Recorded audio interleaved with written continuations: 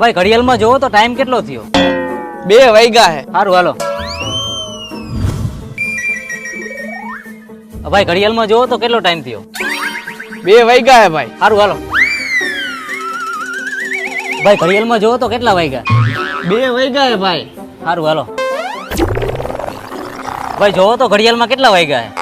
હજી 2 જ વાગ્યા હે. હજી 2 જ વાગ્યા હે? એલા ભાઈ હું આમથી નામ હડિયાળ થયો નકરો મને ટાઈમ પૂછ્યો એટલો બધો હું કામ હેરાન થાત? એટલે ભાઈ એમાં એવું હતું કે મને પહેલી વાર એક છોકરીએ ગાર્ડનમાં 2 વાગે મળવા બોલાયો. પણ ભાઈ મારી ઘડિયાળ બંધ છે